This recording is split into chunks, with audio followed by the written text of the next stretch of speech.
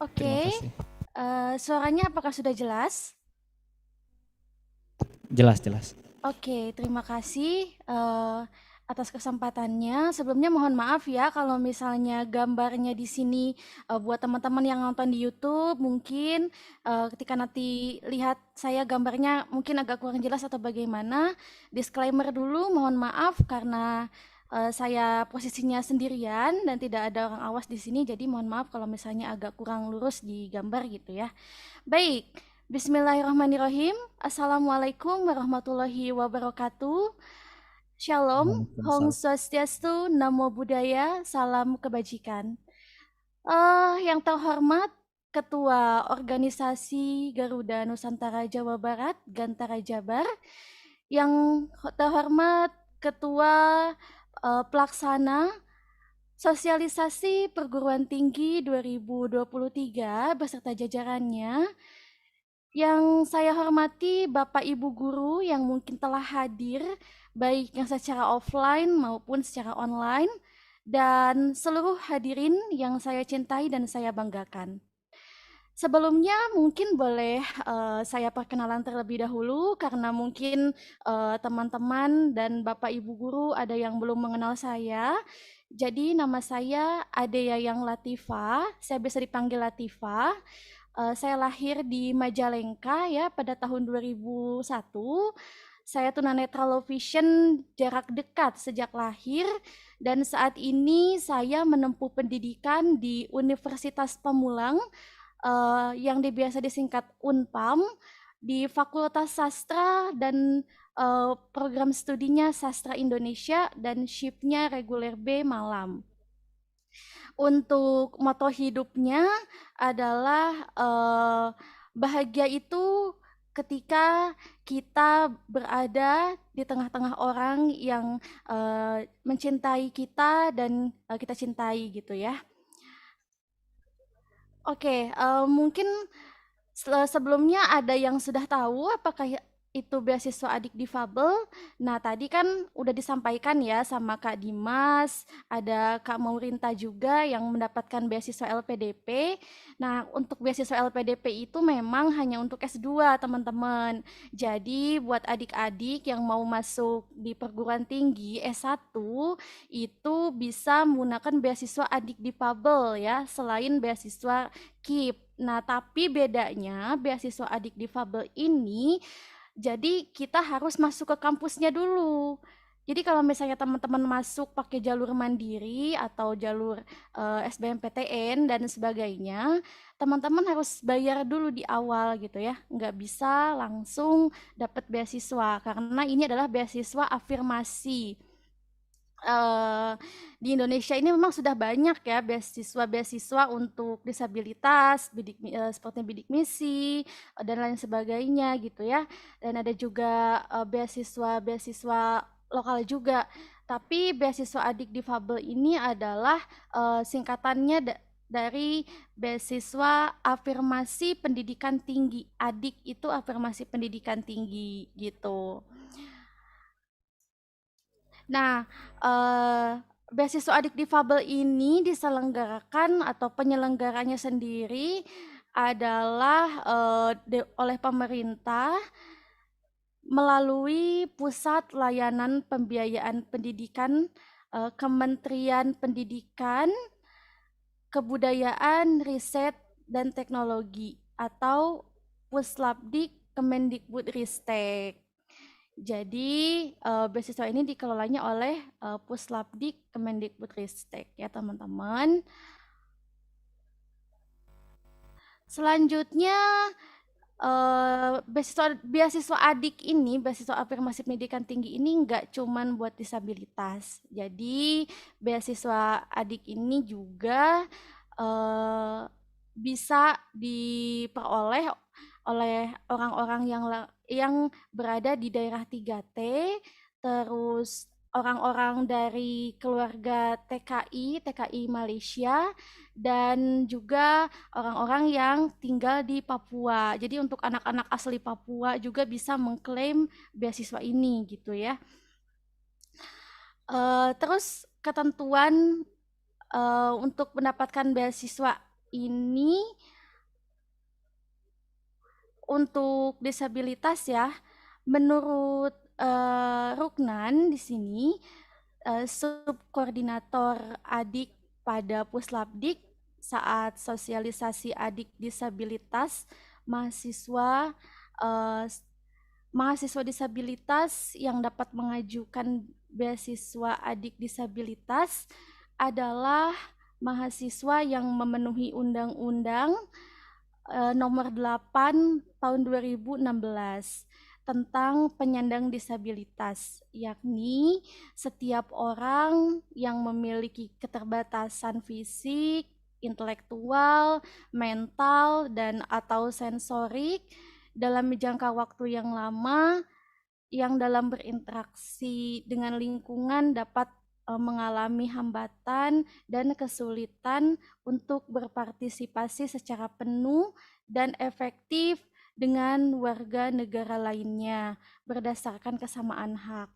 Nah, jadi untuk teman-teman disabilitas ya, baik disabilitas netra, rungu, grahita dan lain sebagainya bisa untuk mengklaim beasiswa ini karena memang udah ada bagiannya untuk adik disabilitas ya. Nah, cara daftarnya gimana? Untuk alurnya itu seperti apa gitu ya? Nah, yang pertama teman-teman daftar dulu nih ke kampusnya. Nah, misalnya teman-teman mau daftar ke Unpam atau misalnya ke UPI. Nah, teman-teman harus dipastikan bahwa teman-teman adik-adik calon mahasiswa ini sudah diterima nih di UPI lewat jalur apapun atau di Unpam lewat jalur apapun gitu ya. Setelah mahasiswanya resmi nih terdaftar di satu kampus, nah kemudian kampus berhak untuk mendaftarkan mahasiswanya ke eh, beasiswa adik disabilitas ini. Jadi nanti dari Kemendikbudristek ya akan membuka pendaftaran, biasanya membukanya itu di bulan September atau bulan Oktober gitu ya. Pada berarti saat teman-teman ini semester 1 gitu. Jadi nanti akan dibuka pendaftarannya dan yang mengisi formulir ini adalah pihak kampus gitu. Dan mengisinya secara online nih teman-teman. Jadi penyeleksiannya itu tergantung banget sama kampus. Jadi kalau misalnya kampusnya belum pernah nerima anak disabilitas gitu ya, teman-teman bisa nih bilang ke pihak kampus untuk mendaftarkan teman-teman di beasiswa adik disabilitas ini. Setelah pendaftaran dibuka dan teman-teman pastinya sebelum mengisi formulir itu biasanya akan diminta data-data ya sama kampus kayak misalnya kayak kartu keluarga, terus KTP, KTM, terus data-data umumnya kayak nama orang tua, alamat. Selain itu juga kita akan dimintai data gaji orang tua rata-rata ayah dan ibu itu per bulannya berapa gitu ya. Karena itu untuk mengukur bagaimana sih gitu kemampuan kita dan orang tua kita untuk membiayai perkuliahan. Dan ada nih syarat khusus untuk disabilitas itu harus melampirkan surat keterangan disabilitas. Nah, surat keterangan disabilitas ini bisa dapat dari mana, teman-teman?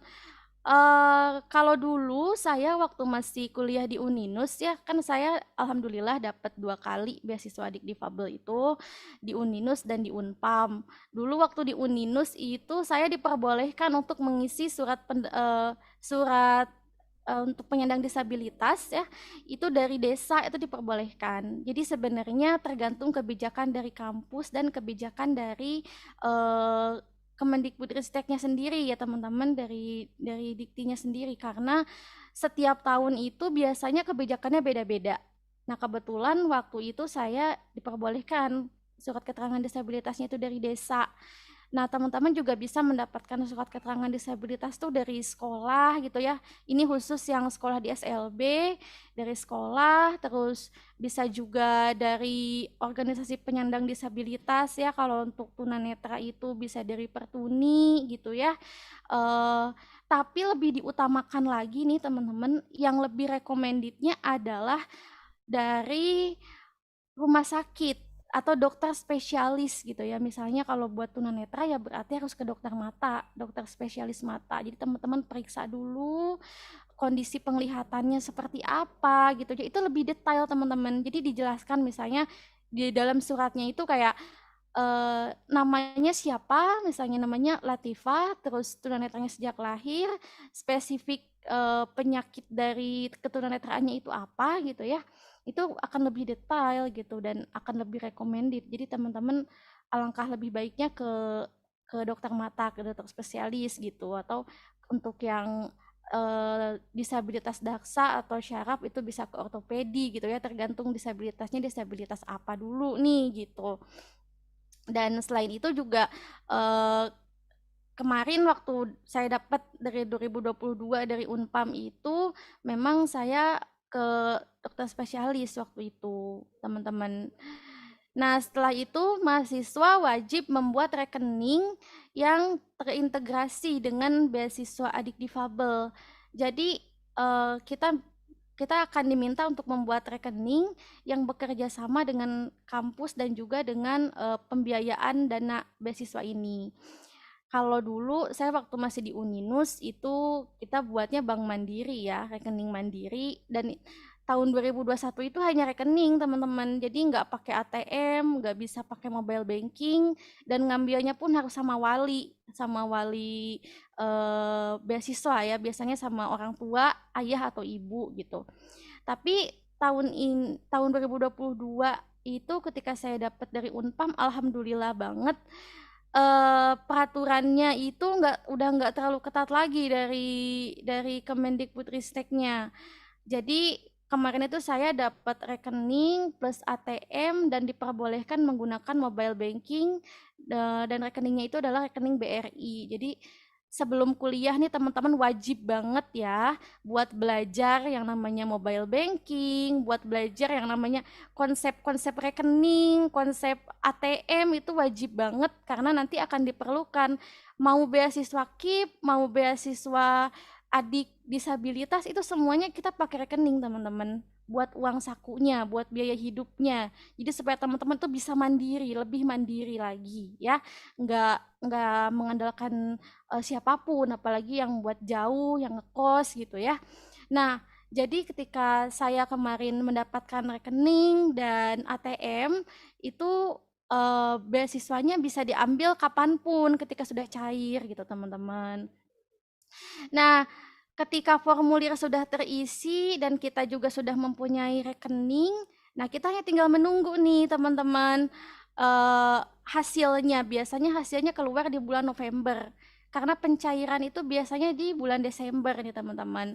Jadi keluar hasil itu biasanya di bulan November dan tanggalnya sih tidak dapat dipastikan ya karena setiap tahun itu pasti berbeda. Dan untuk kampus-kampus yang punya banyak mahasiswa disabilitas ini seperti Unpam gitu ya. Unpam itu alhamdulillah ramah banget sama disabilitas dan memang udah ada sekitar 60-an lebih gitu ya untuk sekarang yang mahasiswa disabilitasnya dari berbagai kondisi disabilitas. Jadi untuk pendaftaran adik disabilitas ini memang ada kuotanya. Tapi kuotanya sendiri saya kurang tahu juga karena itu ada ditentukan oleh pihak Kemendikbudristek teman-teman.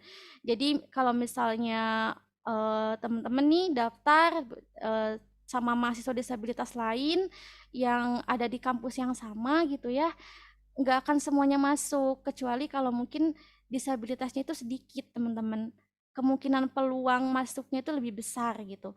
Terus gimana nih yang semester 3, misalnya semester 4, itu masih boleh nggak sih buat daftar gitu kan pertanyaannya. Nah, itu masih boleh sebenarnya. Cuman dalam kondisi tertentu, misalnya kayak harus harus bilang dulu sama pihak kampusnya juga, harus bilang dan memang sangat membutuhkan beasiswa tersebut gitu. Jadi sebenarnya masih boleh untuk mencoba karena tahun kemarin juga ada mahasiswa yang semester 1 itu nggak dapet, nyoba lagi di semester 3, tapi ya mungkin memang teman saya itu belum rezekinya gitu ya. Jadi dia juga belum dapat nih di semester 3 gitu. Nggak tahu nih dia bakal nyoba lagi atau enggak. Nah itu Maaf, ya, maaf sebelum waktu pemaparannya 1 menit lagi ya oke. sebelum. Nah, teman-teman, jadi setelah setelah kita cair itu beasiswanya, kita akan dapatkan komponennya itu seperti biaya hidup. Biaya hidupnya itu tergantung pencairan juga ya, biaya hidup, terus ada juga biaya pendidikan ya, dan juga ada biaya peralatan. Selanjutnya apa sih yang jadi kontribusi kita untuk setelah mendapatkan beasiswa gitu. Nah, yang pertama mungkin teman-teman bisa menggunakan beasiswa itu dengan baik. Selanjutnya teman-teman juga bisa diharapkan untuk berprestasi. Nah, berprestasinya itu seperti apa nanti bisa ditanyakan ke saya. Dan yang terakhir adalah teman-teman bisa lulus yaitu 8 semester. Jadi beasiswa ini hanya membiayai di 8 semester. Itu aja mungkin dari saya. Oh iya, sebelumnya untuk pemberhentian beasiswa itu umum ya teman-teman. Bisa karena pindah kuliah, terus meninggal dunia, terus tidak diketahui keberadaannya, dan masih banyak lagi teman-teman. Itu aja pematerian yang saya sampaikan. Silahkan kalau ada pertanyaan. Terima kasih. Ya, terima kasih Teh Latifah. Buat teman-teman yang ada di offline maupun online, kalau yang mau bertanya silakan.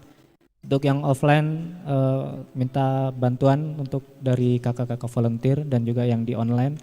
Buat teman-teman panitia yang lagi standby di online juga bisa ngebantu. Yang mau bertanya angkat tangan ya kayak tadi ya.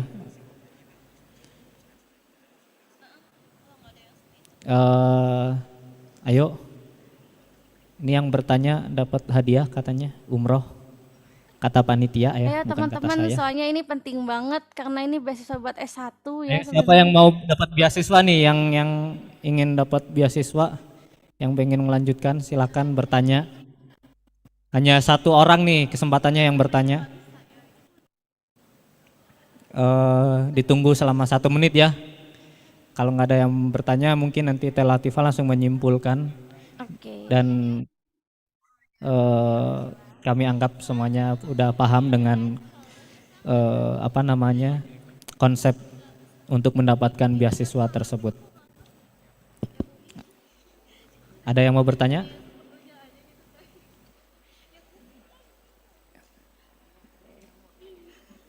Yang di offline maupun yang di online?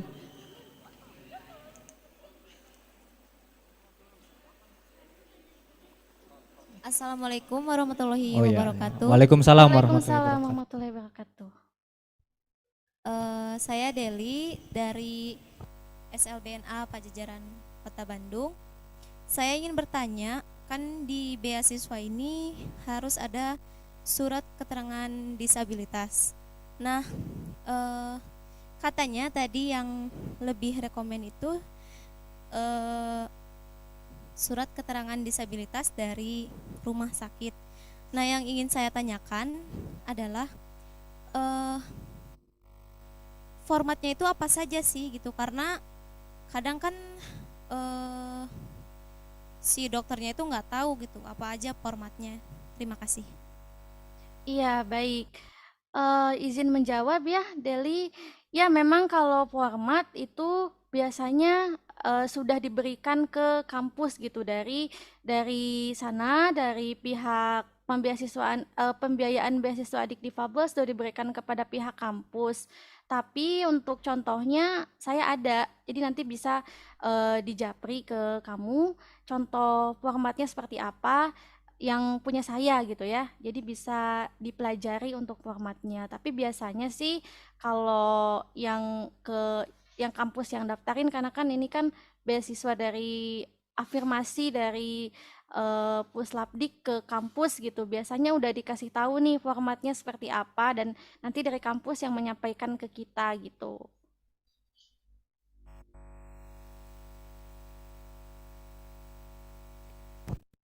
Oke, udah Baik, terjawab ya, terima kasih. Deli. Iya, Udah puas ya, udah sama-sama. cukup. Boleh nanti dikirim formatnya. Nah, Ya. untuk teman-teman yang ingin tahu lebih lanjutnya mungkin nanti bisa minta kontak personnya mungkin di panitia karena kita juga terbatas sama waktu. Jadi mungkin untuk sesi pertanyaannya hanya 1 orang untuk kali ini. Dan mungkin untuk Teh Latifah bisa disimpulkan sebelum menutup diskusi di session sekarang. Terima Iya, kasih. baik, izin menyimpulkan. Yang pertama, beasiswa adik disabilitas ini tidak bisa didapatkan di awal. Jadi kita harus membayar terlebih dahulu selama 1 semester. Yang kedua, kita harus memahami data-data apa saja yang harus dikumpulkan, terutama surat disabilitas dan pembuatan rekening. Yang ketiga, kita harus mematuhi semua peraturan yang telah berlaku untuk pembeasiswaan ini gitu ya.